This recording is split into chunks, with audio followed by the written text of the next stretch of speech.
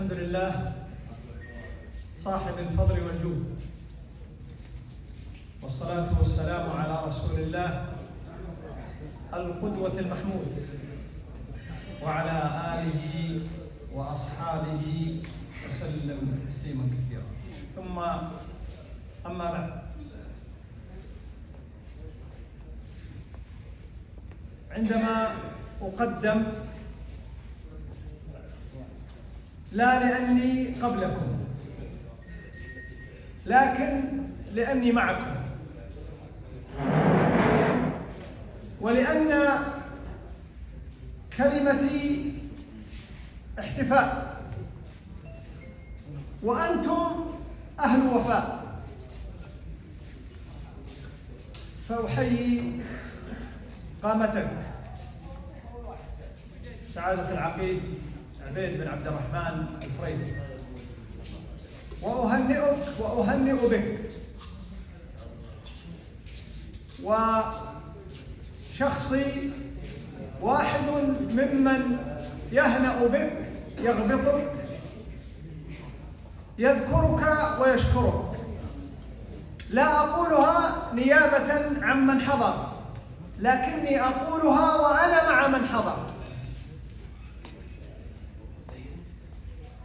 ولا شك أن الطلب المفاجئ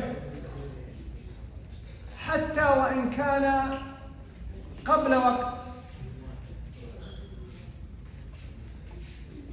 شخصي ممن لا يحب التحضير له،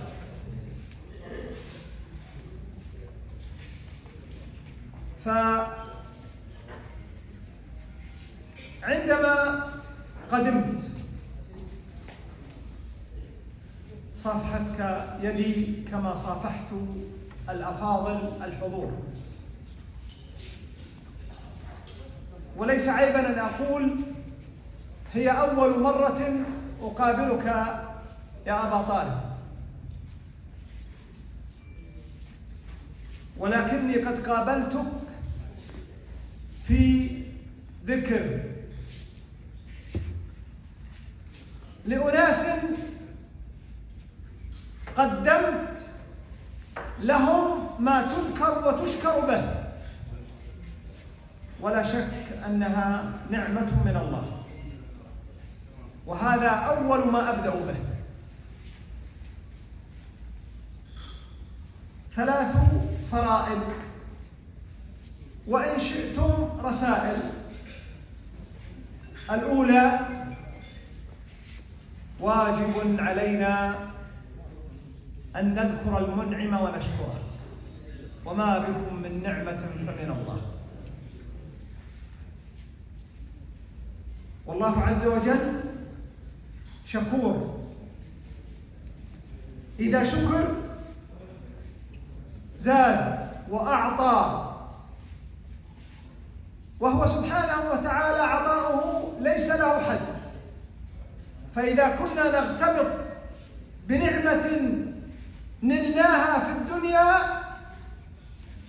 فآلاء الله تتوالى، وجزاؤه لا يعلمه إلا هو سبحانه. فأسأل الله سبحانه وتعالى أن يرفع لك ذكرك ويعظم لك أجرك، وألا يحرمنا وإياكم الذكر الحسن والجزاء الذي لا ينفد. كان من ابتهال النبي عليه الصلاة والسلام ثناء واعترافا بفضل الله: اللهم لك الحمد غير مكفي، ولا مودع ولا مستغنى عنك ربنا. وهذا الثناء نعمة من الله، ولذا قيل: إذا كان شكر العبد نعماء نعمة، فكيف يطاق الشكر؟ بل كيف يحصل؟ فالحمد لله والشكر لله على ما أولى وأعطى، وعلى ما يسر. ولا شك أن ما سمعنا في كلمة المحتفين أو قصائد الشعراء مشكورين نغتبط به ونهنئك عليه، ونعلم أنه لولا فضل الله عز وجل ما كان. وكلما زاد العبد ثناء على الله علت مكانته وحسن في كل ما يتطلع إليه. فأسأل الله عز وجل أن يزيدك ولا ينقصك، وحقا يهنأ المكان الذي أنت فيه حين يودع الإنسان زملاء ثم نسمع مثل هذا الاحتفاء، لا يكون ذلك إلا لأن قامتك تستحقه. فهذه الرسالة الأولى علينا دائما وأبدا في أي حال تمر علينا أن نذكر الله سبحانه وتعالى ونشكره. هذا لا يخفى عليكم، لكننا دائما وأبدا بحاجة أن يقال لنا ذلك وأن نقوله. إن الذين يتلون كتاب الله وأقاموا الصلاة وأنفقوا مما رزقناهم سرا وعلانية يرجون تجارة لن تبور ليوفيهم أجورهم ويزيدهم من فضله إنه شكور غفور. إنه شكور غفور. شكور يقول ابن سعدي رحمه الله: شكور يعطي على يسير الطاعات جزيل الهبات. إذا شكرت زادك الله سبحانه وتعالى. هذه الأولى. أما الثانية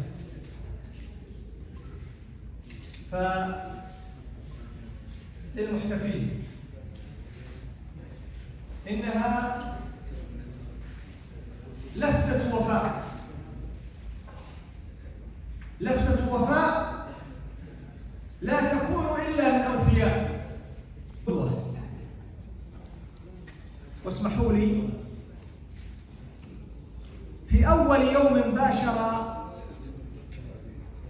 ابني النقيب مهندس عبد الرحمن وعاد كان حديثه عن سعادتك في ذلك الذي سمعه من زملائه قبل أن يقابله، فالتهنا بذلك وشكرا لوفائكم واحتفائكم وثنائكم. ومن لا يشكر الناس لا يشكر الله. وقد كان رسول الله صلى الله عليه وسلم يثني على كل شخص بما فيه، ليس لأن حب الثناء طبيعة الإنسان، وإنما لأن الثناء حين لا تغتر به النفس وحين يكون حقا يقود للاقتداء، وهو أيضا أحد وسائل الثبات على المبدأ والخلق الحسن.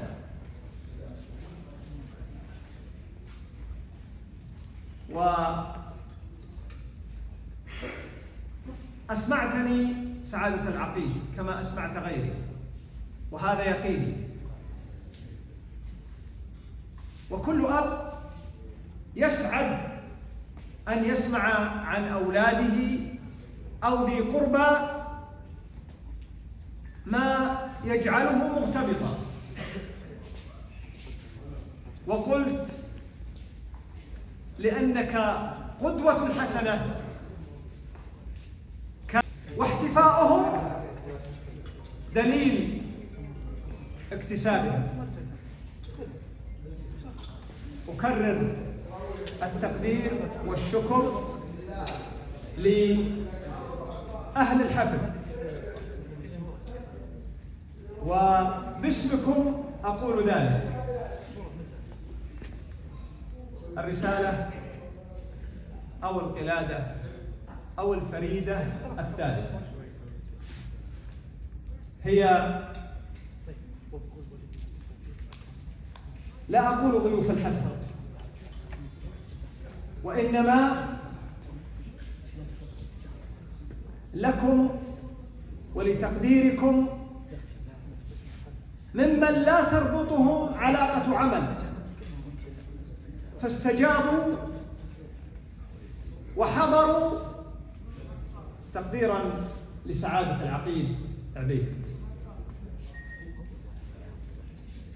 ويستاهل ذلك، وهم أهل تقدير، والشيء من معدنه لا يستغرب، فشكر الله لكم كل واحد باسمه.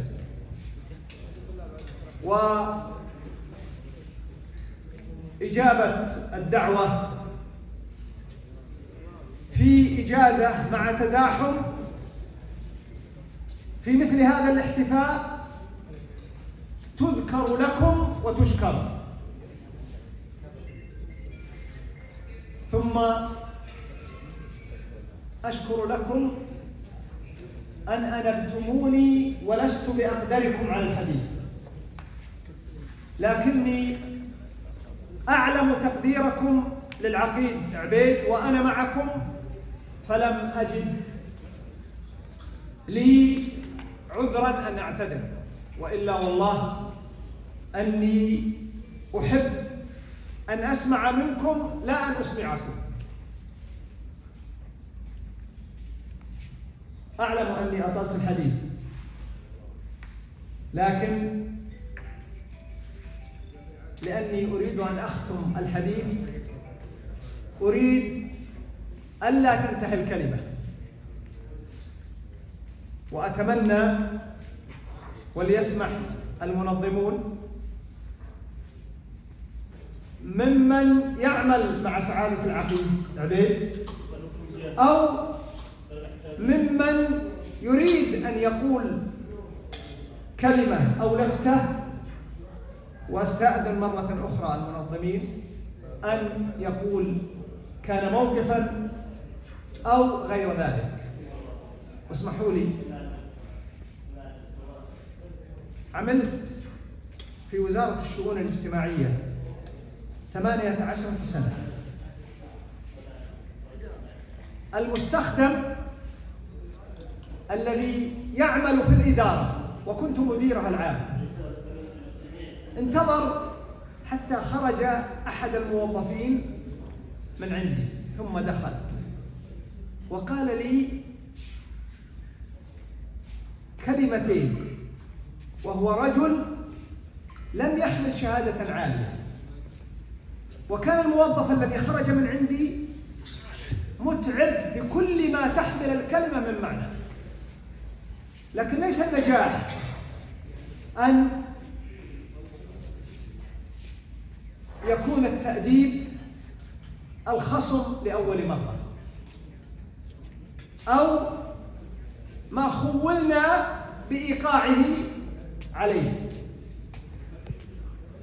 وقد كان هذا الموظف لمدة سنة تتكرر منه أخطاء، ففي المرة الأخيرة كأن صوتي علا، فسمعه المستخدم فدخل وقال كلمة. أخذت دورات عديدة لكنه قال كلمة عن دورات. قال يا أبا علي، قلت نعم. قال الموظف الذي خرج من عندك تعرفه وأعرفه، لكن كنت أتمنى أن صوتك لم يكن عاليا. هذا الصوت العالي يحسب عليك ولا يحسب عليك.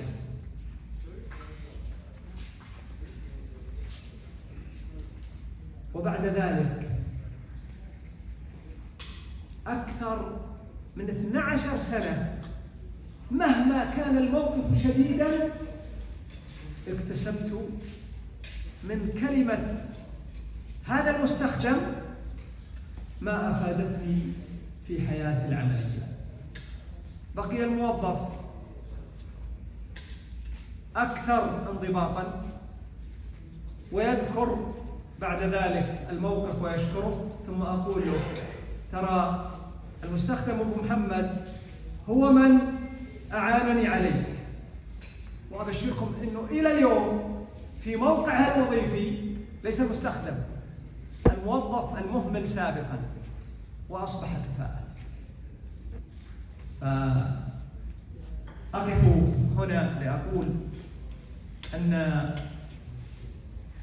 مكانا ترأسه سعادة العقيل عبيد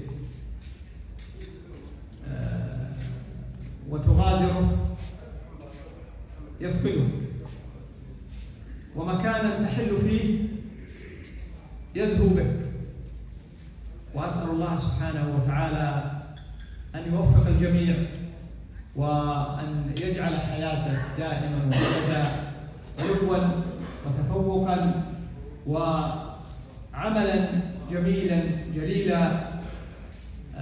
وفقكم الله وحرسكم، ونسأل الله سبحانه وتعالى أن يحفظ لنا ولاة أمرنا، وأن يحفظ قيودنا في البر والبحر والجو، وأن يوزعنا وإياكم شكر نعمه.